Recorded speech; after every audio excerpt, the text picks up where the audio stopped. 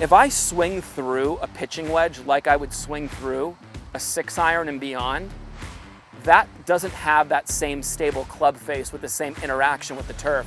Making sure your setup is actually telling you how far the shot is that you're trying to hit.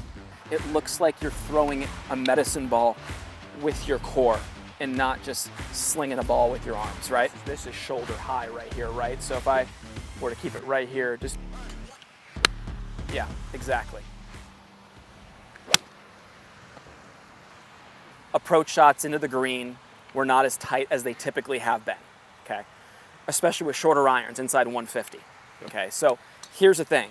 We were swinging wedges yesterday like we'd swing a 7-iron.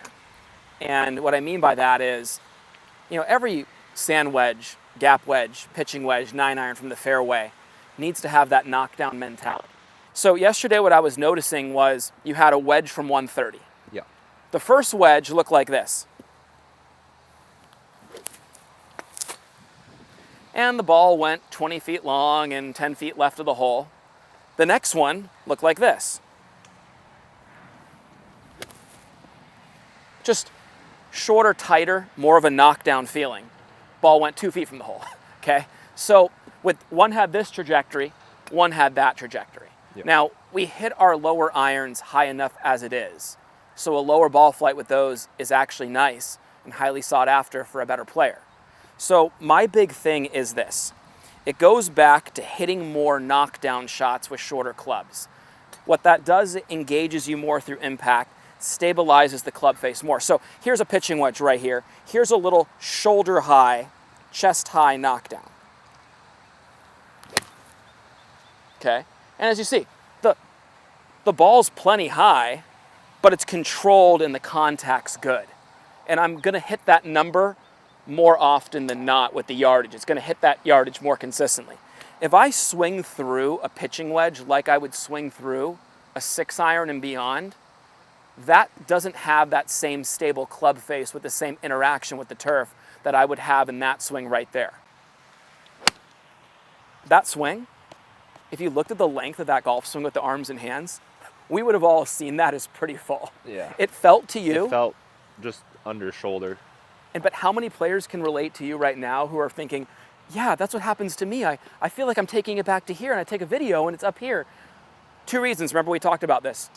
By the time it takes, you know, our mind to send the message to our hands to stop, what happens? It still goes. So when you're trying to stop at shoulder high, stop at chest high. When you're trying to stop at chest high, stop at like top of your stomach high, right? Does that make sense? Here we are at the beautiful Grand Del Mar Golf Club in San Diego, California. 8 hours per day, 16 total hours, 4 hours in the morning, non-stop golf, a little lunch break. We go out to the golf course, play 9 holes with them. Here I am working alongside one of the best coaches in the country, my business partner and best friend, Mike Pitt. Great golf instruction, a lot of fun, a full day clinic. Southern California weather, let's go you guys. You guys can expect the world from us. There is nobody that comes to our clinics and nobody that ever leaves my lesson tee that does not get bad. I take it personal. And here's the thing, if that's the case at 5 o'clock today, we'll be out here till 8. Now the only thing too, guys, a little sneaky part, there's 2 things when hitting short wedges that can control your arm swing. 2 very sneaky things that aren't talked about too much. Making sure your setup is actually telling you how far the shot is that you're trying to hit. This is a person who's not gonna control their swing. I'm hitting at 30 yards and I'm set up like I'm gonna hit at 120. I see it all the time. I see this around the green too from people. You know, they're hitting a little chip to right there and they look like this. It's like, no, you should be here, right? So if I'm hitting a 30-yard shot, I mean, look at, my feet are like this. They're very, very much together, and I then know how little that golf swing needs to be based upon how little my setup is. The next thing, there's lower body action that can help reduce the amount of arm swing as well. If I alleviate all the ground pressure by straightening my legs and straightening them even more in my backswing, that's something that doesn't build the necessary tension that would actually shorten my swing. So flexing the knees, hips over ankles, shoulders past the toes, right? Actually feeling my knees flex down into the balls of my feet. Keeping this right knee flexed. turning from the pocket and the shoulder and keeping that knee flexed. That right there actually controls the amount of arm swing. So 2 things. When you watch me hit this little 30-yard shot, well, have the setup remind you of how small that shot actually is, okay? Next thing, flex your knees. Don't flex sitting back. Flex straight down, like you're putting pressure into the balls of your feet. Keep that right knee flexed throughout the swing, and that will actually control the amount of arm swing. Watch this. I get right here, and all of a sudden I straighten this out and alleviate that pressure in the ground. Well, then this gets loose, and I almost like deactivates my core, okay? This right here allows me to feel that necessary tension from the ground up that keeps my arms connected to my body's turn. All right, you guys? Just ask Luna. She knows.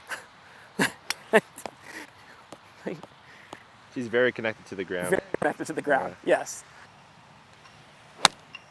I mean, can we all agree that those last like 4 shots have been absolutely perfect? They've all landed in the same spot. They've all had the same exact trajectory. Yeah. And look at this. This is just you feeling more of a shoulder high swing. It gets a little above shoulder high, but look at this, much more connected. Look at that, right on the way down, perfect path. Look at the face through impact. Guys, let's zoom into that. Look how the face is still matching his spine angle. There's 0 flip to that. Well, if that's him feeling shoulder high, imagine what normal felt like. That's why everything's getting a little bit longer, right? Yeah. And if it gets longer at the top, it's going to be a little looser at the bottom. Long leads to loose, which then can lead to left, or it's behind you and leads to right if you don't square the face up. So it looks like you're throwing a medicine ball with your core and not just slinging a ball with your arms, right? When you're shortening your swing, a way that you can make the swing feel longer, even though it ends up being shorter, is by taking 3 times the amount of time you normally would to get the club back there. If you kind of feel like it, you let it develop, well, your mind believes, okay, that actually was, but if you're quick and short, it's like, no, you can't. You no just way. Can't feel anything. Can't feel anything. Exactly, buddy. You got this. All day with that, bud. So let's stop one at chest high now. So it's going to have to feel slow, and it's basically going to feel like it stops at your stomach. Exactly.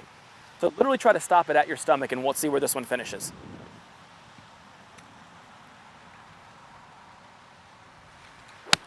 You see how that stopped just below the shoulders there, guys? But look at how perfect that ball flight is. Didn't lose 1 yard on that from where your full one was, and all the ball flight did was do this. Yeah. Come down and stay straighter. Exactly. If I was holding this right here, go ahead and set up. Like this is shoulder high right here, right? So if I were to keep it right here, just do a little shorty right here, and I'll let it go on the way through.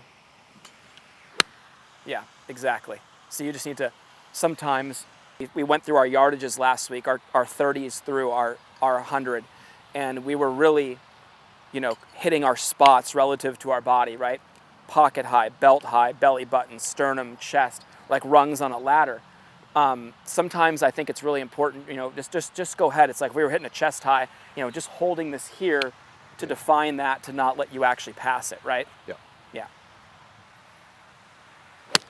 Beautiful, beautiful, beautiful. So good, buddy.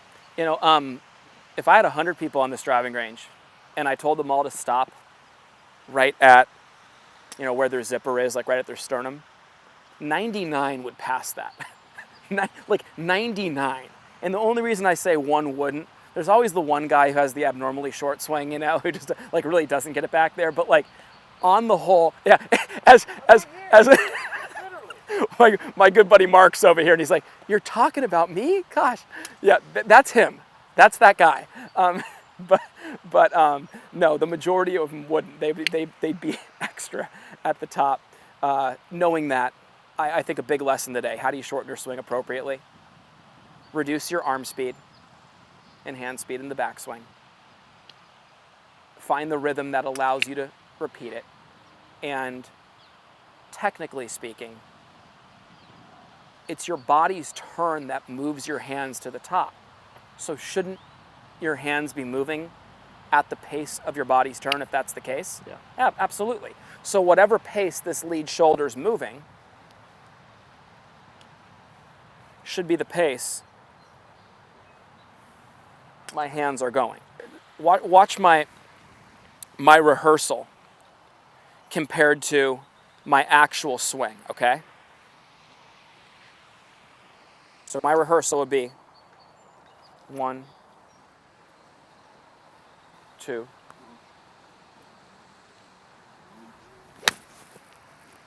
Okay, that was the exact same speed right there going back as I did in my rehearsal. So it was very realistic. Realistic rehearsals are just incredibly important, okay? So let's really stop under the shoulders here. I feel like it's like chest high. See, I like telling him that because you and all of our viewers just saw a shoulder high golf swing there.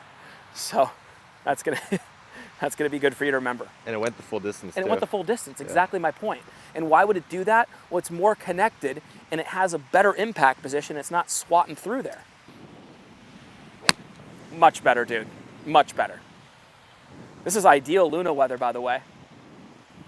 This is the team mascot right here, Kev. She comes out and just hangs out. Become my good buddy. At Porzak Golf, we take a lot of pride in having developed some of the best and most consistent golf swings on the planet. We do this through simplicity.